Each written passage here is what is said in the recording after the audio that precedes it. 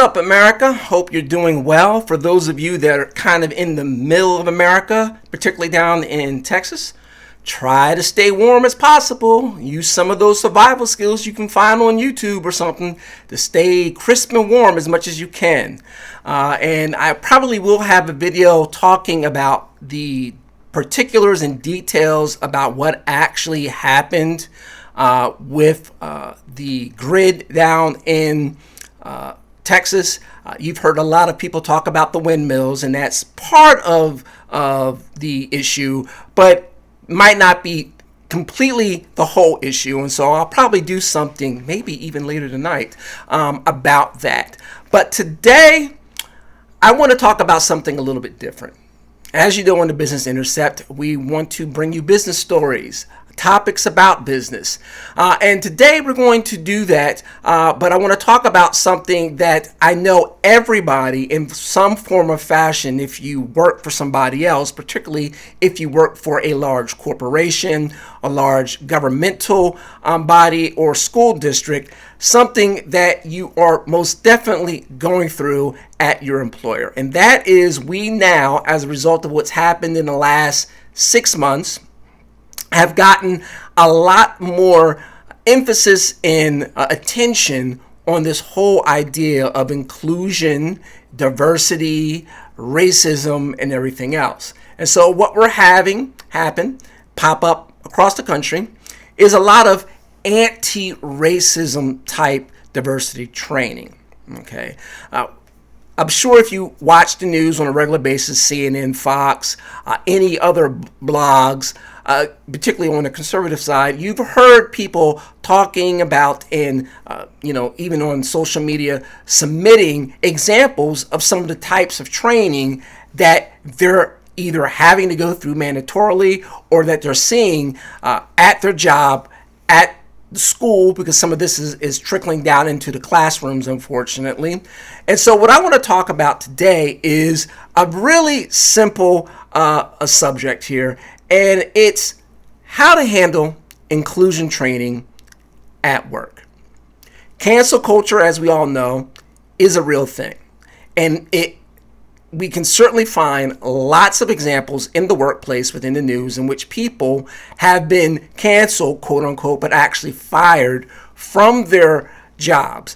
Not only because of something they put on social media, but perhaps some sort of interaction at the workplace. Okay, so what do you do if you're working at a company and you have to you get an email saying we've got some diversity training coming up, and given that anti-racism training is very often not what it sounds like, what do you do? Because look, if you don't like this kind of stuff, then it will make you angry, but you do have your job to think about, right? You've got your mortgage, you've got your car payment, you've got food for your wife and kids, or for your husband and kids, or just for your kids, whatever your particular situation may be.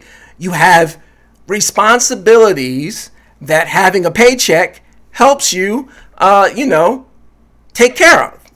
So what is the appropriate way to handle when you're, confronted with this, as inevitably you will be at some point? Diversity training, anti, sexual harassment training. These are things that have been in the workplace for decades. So if you work for somebody else, you've gone through this sort of training before in some form or fashion. Now the training is beginning to change a little bit. So here are some tips that I believe will help you deal with this situation if you see it coming at your job, or if you are having to go through it at some point. And I want to go through this because literally at the company that I work for, we had trainings and events that come through our email box that we can attend, or sometimes we have, again, sometimes they're mandatory. And so we're dealing with a lot of this. Luckily for me, it hasn't been as bad as a lot of the true anti-racism type training that we're beginning to see being pushed at governmental agencies. That has been more of the more crazy type. But because I had to go through it one today and it wasn't particularly satisfying, I thought this would be a good subject to present to you as to, again, what to do when you're need to attend or go through some sort of diversity, anti-racism training. So first, for those that haven't been paying attention as much, let me define what they mean by anti-racism, because this is somewhat of a misnomer.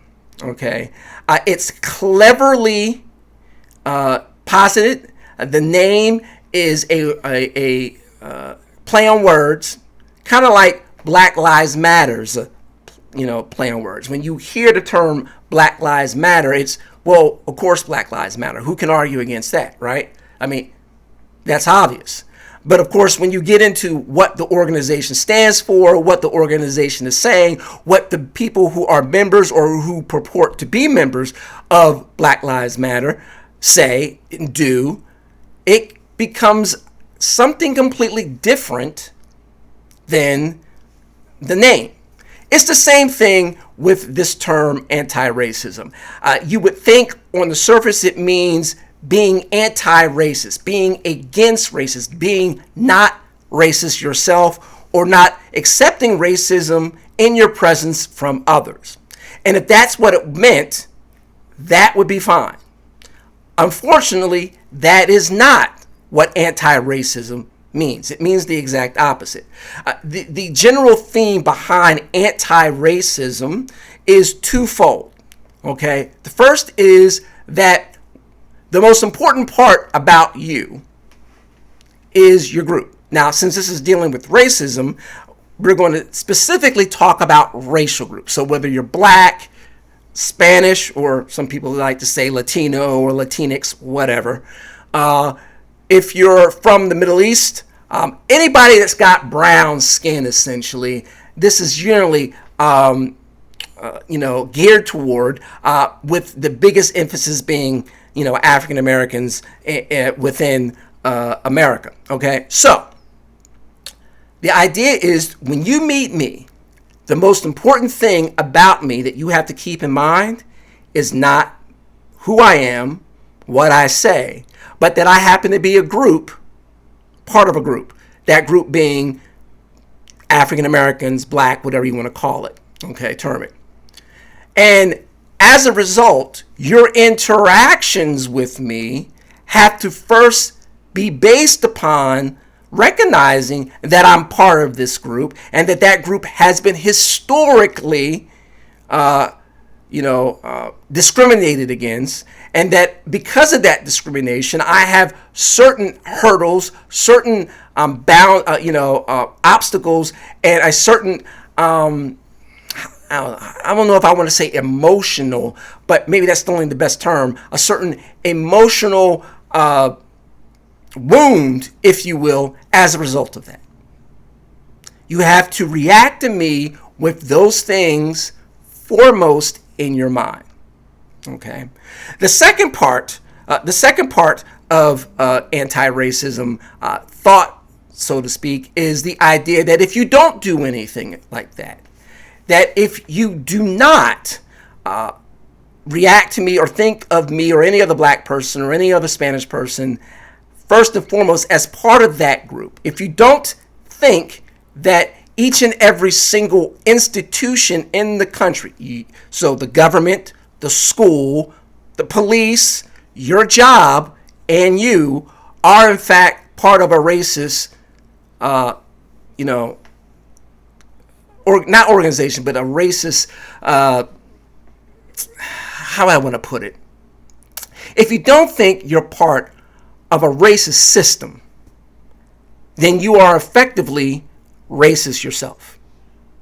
Anti-racism is the idea that you are going to call out each and every system as being racist because Blacks are not in charge of that system, or they don't have an equal number of whatever, presidents, teachers, cops, CEOs, top tier, income driven salesmen, whatever one you want to look at.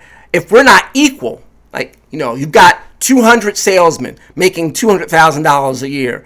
If 50% of that 200 aren't black, you are part of a racist system. And if you do not fight against that, call it out, and admit it, you are in fact yourself racist. That's the general overview of what anti-racism is. And so what these anti-racism programs do is they teach how that's the case. And they teach you, if you happen to be white, that yes, even if you don't think you're racist, you are in fact. Even if you're dating a white man, a black woman or a black woman, you're racist. If you have black kids that you've adopted, you're racist. If your best friend is black, doesn't matter, you're white, you're racist.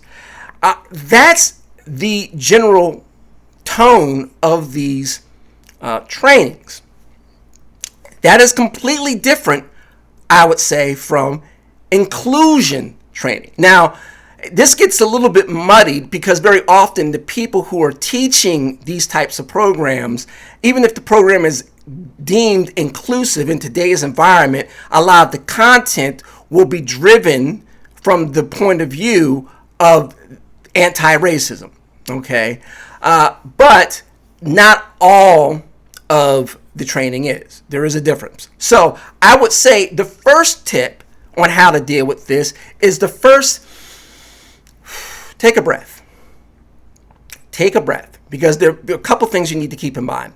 One is the training that they're talking about. Is it mandatory or voluntary?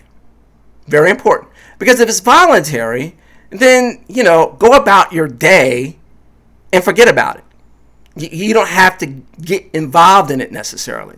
If it's mandatory, then it might not be true anti-discrimination training. It might just be inclusion. Look, there's quite a bit of difference between, if you're a white person, being told that no matter what you do, you're inherently racist, and training that says, look, everybody has different backgrounds and experiences. And as a result of that background and experience, they bring something to the table that perhaps you never thought of because of the different experience. And certainly an African American male is going to have a different experience than a white male, and a different experience of looking at things than, say, a black female, or say a female that's from India. That's obvious, and very often that can be positive and negative. That type of training is admirable and inappropriate.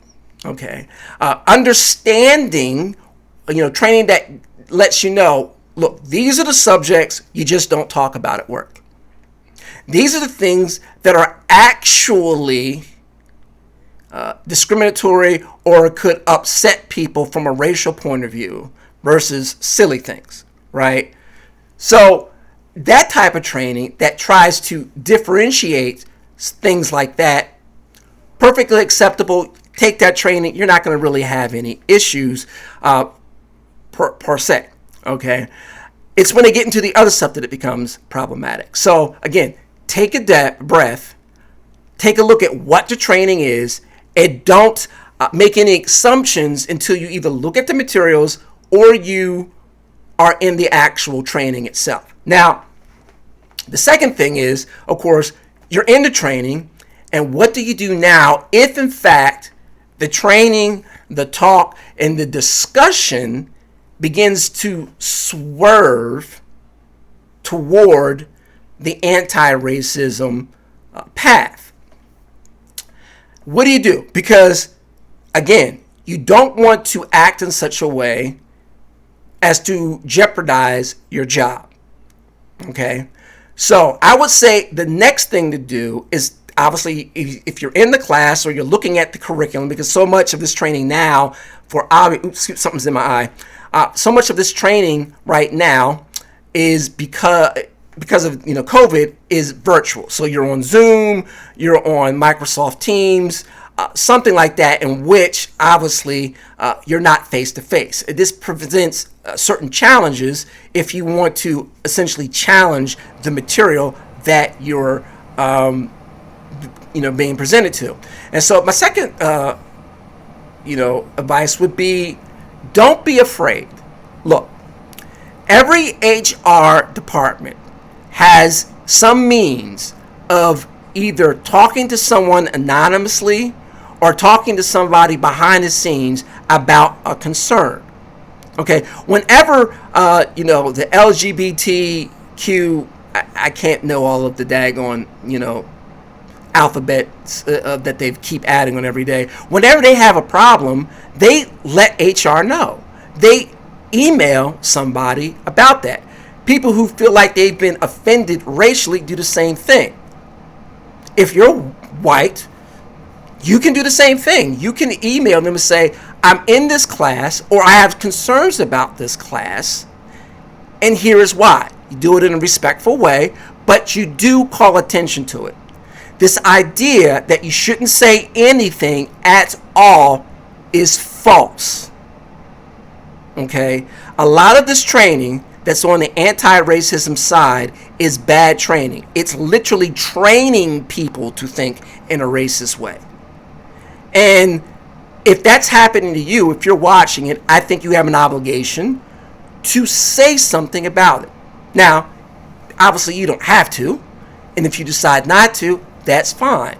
Just understand that when there isn't any pushback or any concerns made about something the company is doing, the company will continue to do what it's doing. Okay. Now, this can get tricky a little bit because again, before I get to number 3, understand something. HR people are in a bind right now. Okay. Because on one hand, because of the training in either in school or training to be a trainer, so to speak, type seminars and events that HR generalists go through, a lot of them actually believe in the anti-racism type thought process. Okay? The ones that don't, the higher ups in the company are on their backs to provide this type of training. They want to look away, the company wants to look a certain way in the marketplace. Some companies want a straight up virtue signal. Other companies are naturally and appropriately concerned about, we need to add additional training so we don't get sued if something happens. These are all the concerns that the legal department and that the CEO and the CFO and all of your top executives at a company are discussing with each other and thinking about. And the decisions they make, they tell HR to enact. So very often, even if they don't like a particular type of training, they are under an obligation to present it. Okay? So again, going back to the first thing with take a breath, examine the situation, keep that in mind. Okay? But having said that, when it becomes clear that this type of training is going in the wrong direction and you want to speak up via email or even within the training itself by either asking questions or confronting certain points that have been made, this is the way you do it. First of all, number 3, use their language. Use their terms and language against them, so to speak. So people who believe in this type of training, this type of way of seeing the world, they like, when something bothers them, they like to use the words, terms like problematic, like it, very few people use the term trigger me, but disturbed, made me feel uncomfortable. Okay? Things like that. I was offended. These are the terms that they use. These are the terms that the HR generalists are used to hearing when people are complaining about something in this area. So you use that to your advantage. I found this section saying that no matter what I do, I'm racist, problematic. It made me uncomfortable because in my background, I believe, and then lay it out. You can say, I think the training we're getting, right now is problematic because the concepts we're teaching lead to racist thinking. It doesn't keep racist thinking from happening. You can say, I'm offended that people who don't know anything about me or my background get to make assumptions about me in the workplace.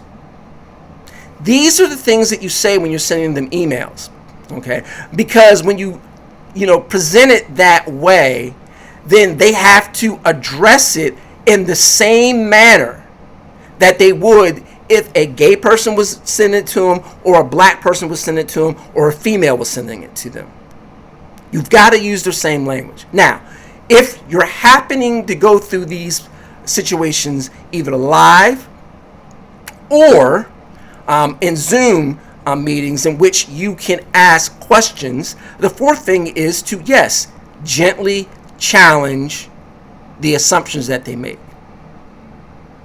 So, if they say, and when I say challenge, I don't mean confront them like, that's not true. You can't say all white people are privileged. You don't know my background. That might be true. That's 100% accurate, but not the best way to do it. The way you confront it is through questions. So you would say something like this instead. Do you think an African American whose parents are doctors and lawyers has less privilege than a white person who is uneducated, grew up with a single mom, and had to work their way through and had to work to get where they're going? Or explain to me how an African American with parents who made high six figures is more privileged than a white male with a single mom living in a trailer park. You have to ask questions like that. Or you make it more personal, because believe it or not, even when they have this point of view, you work with your coworkers.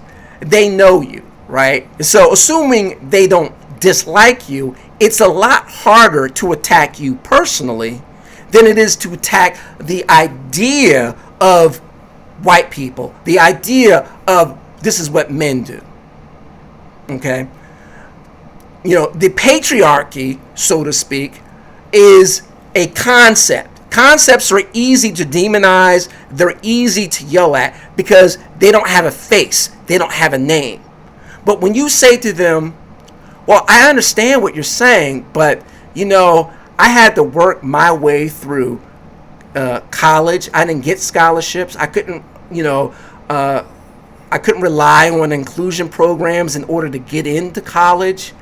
My mom raised me on her own. How is it I'm more privileged than somebody who had both parents, had their college education paid for them, and had inclusion programs that helped them get into college? See, when you do it like that, it's not about white people. It's not about men. It's about you specifically. And only the most hard-headed person is going to confront you about your, quote, story and dismiss it. Now, some will. Okay? And when you do, I think it's, again, appropriate to firmly but politely challenge them on that point. See, here's the thing that you have to understand. The danger of some of these programs that they don't understand is what they're doing is they're breeding, resentment. There are certain people who are going to sit in the back of the class, sit in the back of the training room, so to speak, and never say anything, but get angrier and angrier as they hear what in their mind is a whole lot of bitching and moaning when they're living next to some black family that's got a nicer car and a bigger house than they do. Okay? And so for people like that who don't say anything, they just sit back, don't say anything, and become more resentful. And resentment is fertile ground for the breeding of hatred, the breeding of racism, the breeding of bigotry.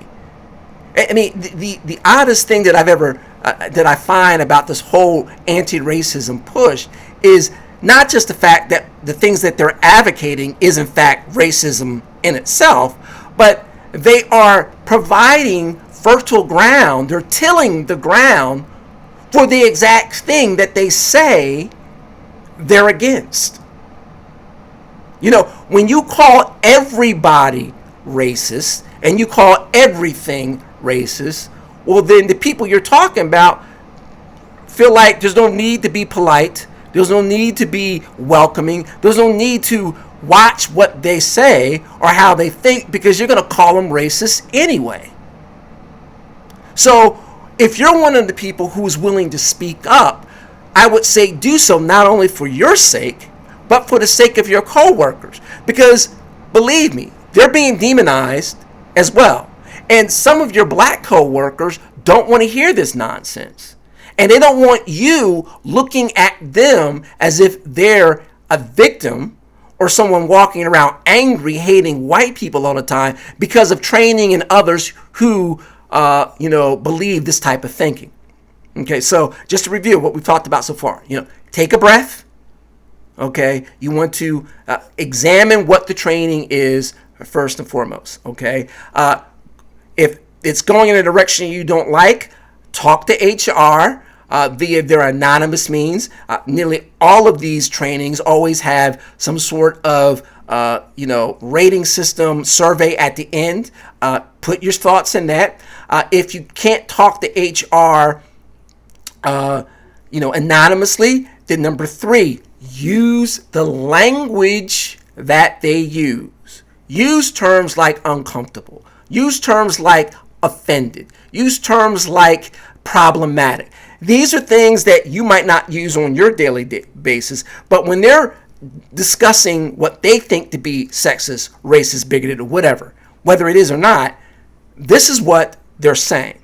Okay, so use their language, because again, it makes them address what you're talking about in the same manner, usually as they did all the other groups. Okay, and then when necessary, confront any of the assumptions in the training that the trainer is giving you, and do it politely and gently by using examples that you personally about yourself, or by asking questions.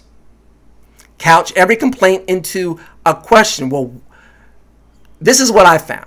And this goes back to using their language. They like to say, this is my truth. Okay? It doesn't matter if you think it's not happening. This is my truth. So you say to them, it's my truth that whenever I treat an African American as an individual, I don't have any problems with them. It's my truth that my daughter is crazy in love with some black kid at the high school, or that my daughter and son play with black children all the time. It's my truth that I had to work 2 jobs to pay my own way through college. It's my story that I had to go into the military in order to get out of my small town or my particular situation, and then use my service to provide the money for my education. These are the things, this is the language that you have to use when confronting these types of situations. Okay? Now, if in fact it becomes a point where you're being ignored, and I think this would happen more along the lines of in governmental training. So if you're working for the DOD, you're working for a hospital, you're working for, Health and Human Services, any type of governmental. This is where those trainings tend to be a little bit more, I'm not going to say stringent, just a little bit more combative in their training and viewpoint about this type of worldview. And so I'm not saying you have to be combative, but I am saying you do need to be strong. You do need to say something. You need to avail yourself of all the avenues that any other minority group has in your organization to present grievances. And when you present those grievances, present them in such a way as to, this type of training is going to make this a bad workplace because of X. And if it goes beyond that, yes, keep track of the training. If you have training materials, save them to your desktop, email them to yourself. If it's a Zoom meeting and you have the ability to take a screenshot of something that's particularly egregious, do so. Okay? Because then you've got something to back up if things become a little bit more, shall we say, combative in terms of your interaction with the HR, or as we've had some people had to do, which is essentially bringing in lawyers to handle the situation, either because they feel like they themselves are being discriminated against in terms of reverse discrimination, or they've been fired, or somehow otherwise reprimanded in such a way that's unfair. You've got some backup to show you, or show your lawyer rather, what it is that you had to go through. Okay. And then the last bit of advice that I would say is very often, sometimes, not always, but in some organizations, particularly if they have internal groups that are putting on voluntary events. So, like, for instance, at my company, we have our mandatory trainings, but then we have a number of groups. We have groups that are, geared toward the African American employees. We have a group that's geared toward the homosexual community. We have groups geared toward women. And that's pretty standard around a lot of organizations. But if you have that, and those groups put on their own virtual talks, virtual town halls, or any type of training like that, volunteer your own type of training. Volunteer to lead a conversation from your point of view. Enlist the help of fellow African Americans.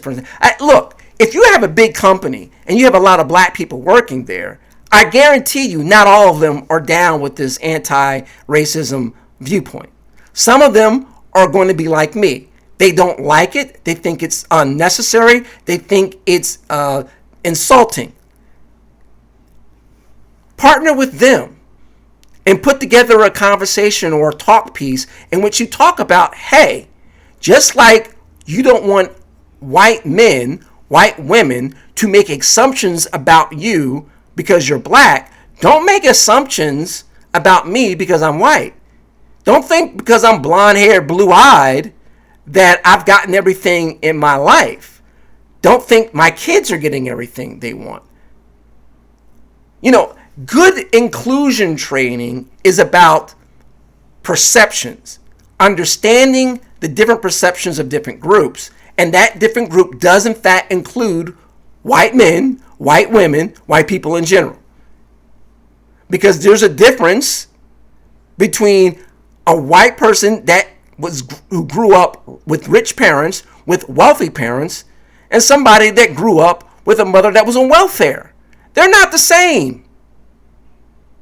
I told one of the trainers at my company a couple of weeks ago, I'm like, look, I grew up in the suburbs, went to good schools, went to college on scholarship. I'm more privileged than millions of white people in this country. And there are white people who didn't get an education. There are white people who didn't have a stable home. There are white people who, to this day, because they didn't go to college or because they have health issues, or because of something else going on in their life, their prospects for their future is not as bright as mine. And their whiteness doesn't help them. And not just some white people, millions of white people. Like every single white person in this country that that grew up in a double wide, I had more privilege than. Because I didn't grow up in a double wide. I grew up in a nice house pretty much everywhere as I grew up. In nice neighborhoods with great schools. Because of decisions that my mother and my father made. That allowed me a life that many people, including many that are white, didn't have and don't have today. Now, I can recognize that.